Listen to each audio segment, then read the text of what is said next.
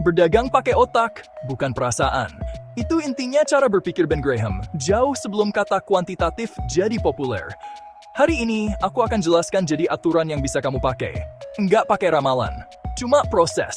Pertama, aturan lebih penting dari firasat.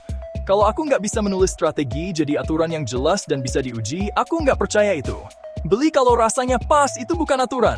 Beli kalau hasil keuntungan lebih besar 3% dari obligasi 10 tahun dan utang dibanding modal di bawah 0,5, itu baru aturan.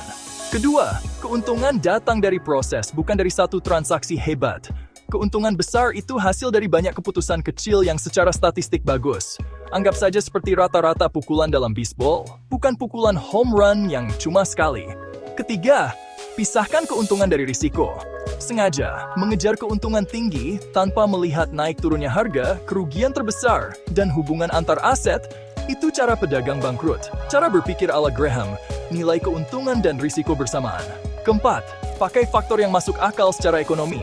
Data keuangan yang nyata, logika bisnis yang nyata. Murah karena arus kas bebasnya membaik, masuk akal. Murah karena perusahaannya sekarat, itu jebakan. Kelima, hindari data palsu. Mencari-cari data yang cocok, bias karena hanya melihat yang berhasil, bias melihat ke depan. Itu semua bikin hasil uji coba masa lalu jadi bohong. Kalau strategi cuma menang dengan data masa lalu yang sempurna, itu enggak kuat, itu cuma sandiwara.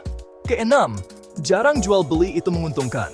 Terlalu sering jual beli bikin keuntungan hilang karena biaya transaksi, selisih harga, dan pajak. Aku lebih suka memperbaiki cara memilih daripada menggandakan jumlah transaksi.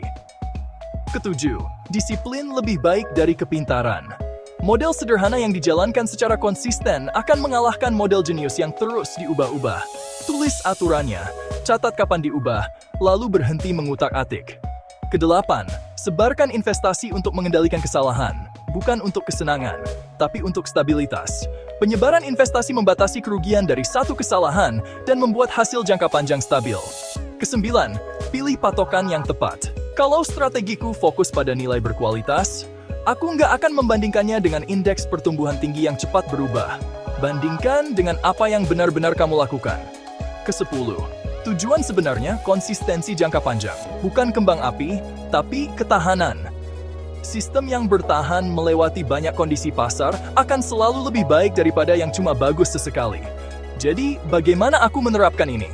Aku mulai dengan aturan investasi yang terhubung dengan ekonomi. Penilaian keuntungan kekuatan neraca tren sebagai filter risiko.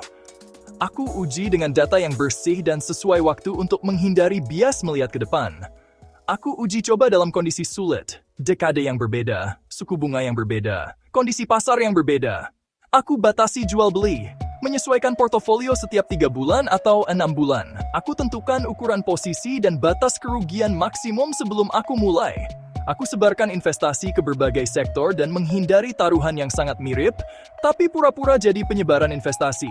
Aku definisikan keberhasilan cara Graham. Patuh pada proses, ditambah keuntungan yang disesuaikan risiko. Kalau sistemku kurang bagus untuk sementara, tapi mengikuti aturan dan risiko tetap terkontrol, aku akan tahan.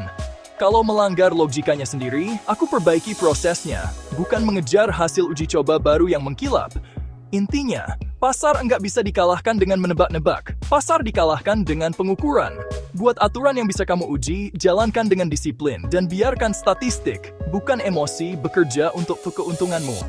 Ingat, pedagang yang bertahan bukan yang paling berani. Mereka adalah yang paling konsisten menjalankan sistemnya.